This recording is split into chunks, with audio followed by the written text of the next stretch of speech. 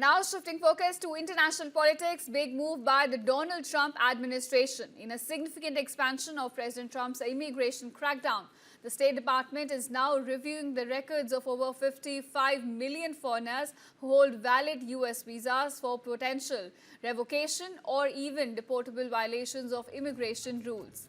Now, should such information be found, the visa will be revoked, and if visa holder is in the United States, he or she would be subjected to deportation, in fact. Now, the State Department here says that all of the foreigners who hold currently valid US visas, they will be subjected to continuous vetting by the department.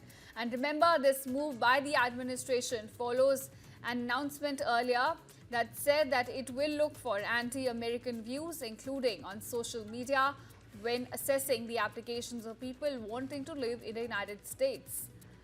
In fact, earlier on Thursday, U.S. Secretary of State Marco Rubio, he also announced that the country was immediately pausing the issuance of all work visas for commercial truck drivers.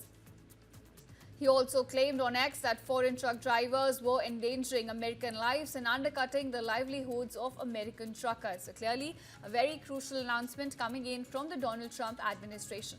And viewers, remember, this has been the political plank of Donald Trump through which he came to power in the United States, saying that he will put American workers first.